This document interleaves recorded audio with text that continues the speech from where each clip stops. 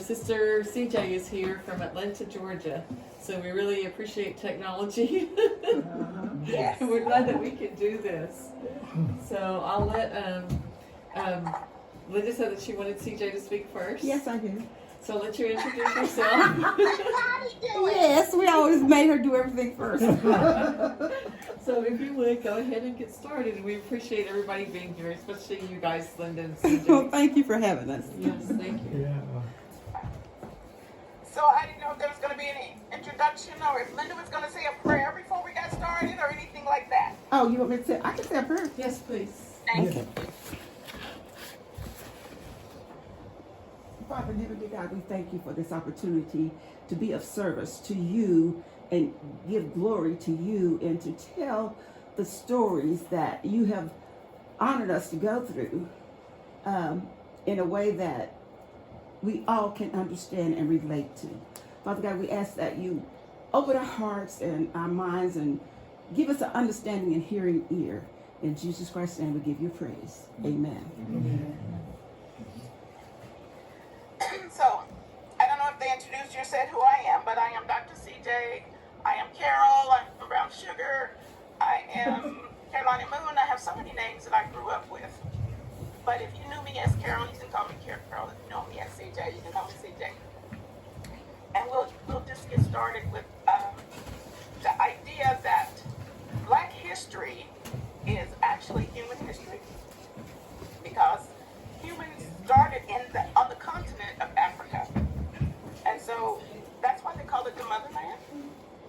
And Dr. Jane Elliott, who is a white lady that started diversity training back in the 60s, and she still does it. She says, we're all just different shades of black. There's one race, and that's the human race. And we're all just different shades of black. And so that's what I want to discuss, American history, but I wanted to say that first. And I just have a few pages, not a whole lot of notes. So if you see me looking off to the left, I'm checking to make sure I'm sharing the things I want to share with you guys. And I want to start with this. I don't know what it feels like to be the descendants of ancestors who had their land stolen from them.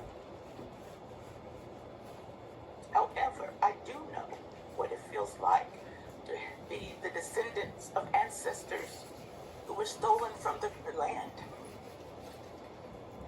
And in both situations,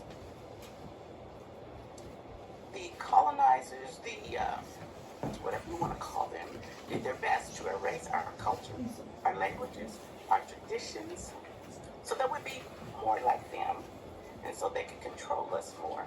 But what they forgot was, in our DNA, your ancestors' DNA and my ancestors' DNA, there's so much resilience that we can bend without breaking.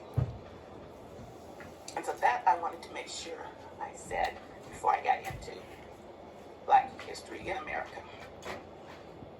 And with that, I'll start with Dr. Carter G. Woodson. He is considered the father of Black history. And actually, this year is 100 years of celebrating Black history because of him. And I want to say Black history really didn't start in the bottom of a ship, even for America, because there were some Africans that were doing stuff in America before we became slaves. But after slavery, that is when discrimination and segregation and all of that stuff started. So I want to say too that there's so many ways that discrimination can be used as a tool. And one of the tools I want to discuss is eminent domain. And for me, eminent domain is like when the government, the governing bodies of a state, a city, whatever, decide, oh, we want that piece of land. Let's take that and let's do something else with it. I don't know if you know about New York City's Central Park. I've never been there. But it used to be a thriving Black community in the early 1800s with free Black people. and it was called Seneca Village. They had churches, they had schools, they had cemeteries, they had all kinds of businesses there. But when the governing body decided, oh, let's put a park there, they decided to relocate some of the black citizens, but they did not do it completely. They demolished their village and demolished their communities, but to this day, when they're digging in Central Park, sometimes they dig up pieces of Seneca Village where we were thriving, and they even still have, they still find remains, human remains, when they do some digging in Central Park. And another one is, eminent domain is here in Georgia where I am, and is Lake Lanier. It was a beautiful, I think it was like 500 acres, 500,000 acres, and it was a beautiful black community there. And they decided they wanted to put a dam there, and they wanted to put a lake there. And so they relocated our black community again. However, Lake Lanier is considered the most haunted lake in the United States. And I believe it's because they did not remove all of the cemeteries. And I know that because I watched Expedition Unknown with Josh Gates. I think it was last year that he went there to see if it was really haunted. And when he dove in and they went to the bottom of the lake, they actually saw headstones. So if there's headstones in the bottom of that lake, that tells me there's still human remains in the bottom of that lake. And that hurts to know that it didn't matter. They wanted that property.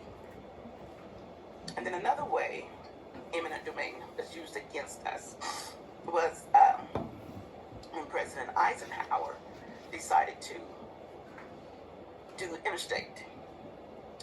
The interstates, most of the land in the very beginning was, they cut through black communities.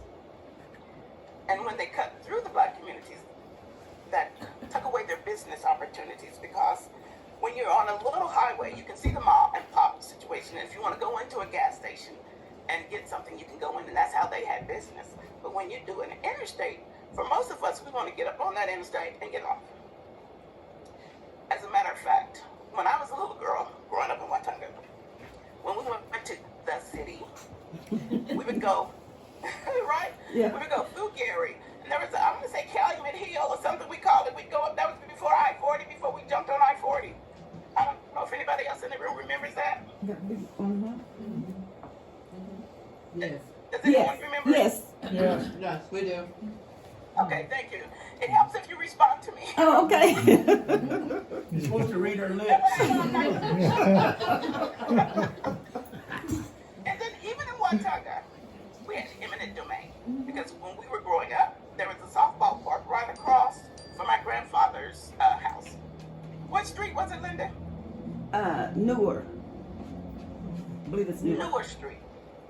So they decided they wanted to put low-income housing there. So that is now low-income housing, but it used to be a softball park where we would go and play softball, and there was lights, we could turn it on at night and do that kind of thing. So that is one tool that they can still use against us. But I also want to discuss some of the good things that has happened with our black inventors and stuff like that. With this being Black History Month, you will see on TV, you will see all over the place so many black inventions and celebrating what the blacks have done, even though the current administration is trying its best to erase us and dismantle us. As I said before, our resilience lets us bend without breaking. And we still get to celebrate Martin Luther King Day, we get to celebrate Kwanzaa, we get to celebrate Juneteenth. Now, for those who don't know what Juneteenth is, it is when the slaves in Galveston, Texas were freed 2 years after Lincoln had signed a paper saying, free the slaves. And so that was on June 19th, 1865. So that's why it's called Juneteenth. And that's why we call it celebrating freedom. And then for those who don't know what Kwanzaa is, it's a holiday that starts the day after Christmas on the 26th, and it goes to January 1st. So there's those 7 days, and each day has a principle that we celebrate and try to come together as a family and do. And during Kwanzaa, if you want to give a gift like you would during Christmas, it has to be a homemade gift. So needless to say that we don't give out a lot of gifts, right, for Kwanzaa. So anyway, those are the 3 main holidays that we celebrate. And I want to start with some of the inventions. I have 7 that are my favorite. And I want to start with the gas mask. And can you see? Yes. Okay. Yes. Yes. Yes. Okay. Now, that's better, right? Yes, that's good. Okay. That's Garrett Morgan. He's the one that invented the traffic light and the gas mask. And he did the gas mask in 1912, but the first time it was used to help save someone's life was in 1916, I believe. There was an explosion in Cleveland, and he used his gas mask to go in and get people out and save lives because he didn't succumb to the smoke and everything that was in there. So that was one way that he proved that his invention worked. He had a patent on it and all of that. So today, if you think about it, our first responders, they wouldn't even get in their truck and leave their stations without a gas mask. And sadly, in the streets today, we see ICE using the gas mask when they're throwing tear gas at us. But we thank Morgan for all of the lives he has saved and the way he has helped us with that. And then with the traffic light, he sold that to General Electric for $40,000, the patent for that. So can you imagine what it would be worth right now? Oh, wow. Yeah. So when you think about running that red light or slowly going through the green light, think about Gary Morgan and thank him for what he did. All right. That's number 1. Now number 2 is the light bulb. Everybody thinks about Thomas Edison, right? Yes. Yes. Yes. Okay. Everybody thinks about Thomas Edison when you think about the light bulb. Oh my God, if it wasn't for Thomas Edison, we wouldn't have a light bulb. But this guy, Louis Lattimore, he's actually the one that created, invented, and patented the filament inside the light bulb to make it work. So when you flip your switch on and off, sometimes give him credit Wow. because we see him all the time, but we don't see him enough. And so we thank him for it when we want to come out of the darkness to what he did for us. And then the next one, I don't know if you can see that well. There you go. Okay. How many of you are old enough to remember the original caller ID? That's what that is.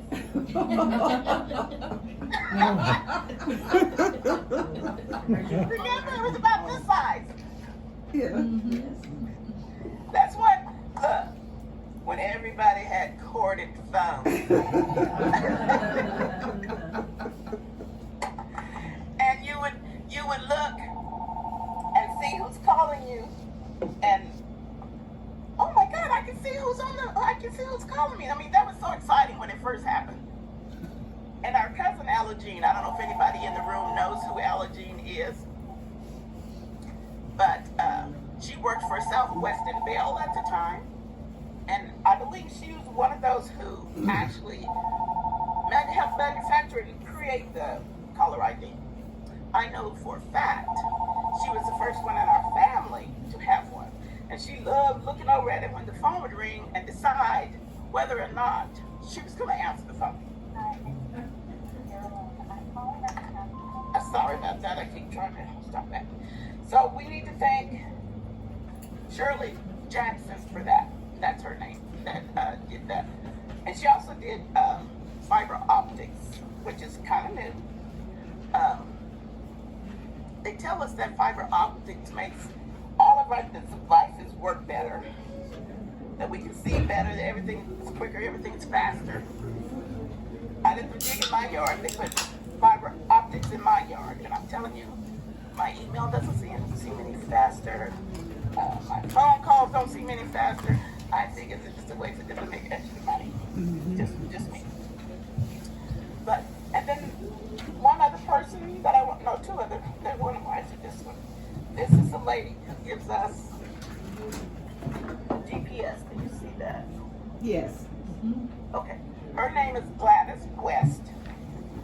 And she actually just died a couple of weeks ago at age 95, I think. So when you get in your car and you pick up your phone and you put in your GPS, thank Miss West for that, because she's considered the mother of GPS. All right. And when I use Waze, that's the GPS program that I use, I put in the Wizard of Oz. Because you know you can change voices on your GPS. And so when you make a mistake, when I use the Wizard of Oz, they go, "This is not the way to the yellow brick road. This is not the way to the yellow brick road." So you can have fun with your GPS. It doesn't have to be just you listening to a remote voice talking to you. And then last but not least is Uncle Nearest Green. He was an enslaved black man who taught Jack Daniels how to make whiskey and bourbon. And they just now, about 10 years ago, started giving him credit publicly for what he did with whiskey. And so when he was in Africa, he was already a master distiller of whiskey. And I just learned as I'm writing my new book I'm working on with family recipes, and it's called Edible Memories, Love You Can Taste. But I'm learning all kind of things, and one of the things I've learned was when the people would go to Africa to get slaves, they would go to specific parts looking for people who already mastered things. So when they got him from Africa, he already knew how to distill whiskey. And so he taught Jack Daniels how to distill whiskey. And what we might remember is the Africans in Egypt were making booze before they made the pyramids. So thousands of years, Africans, blacks have been making booze. And with that, I'm going to turn it over to my sister, and she's going to tell you about Watonga history. Thank you for inviting me. Thank you.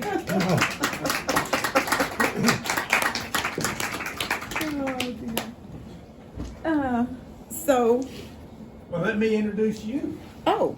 I've got the scoop.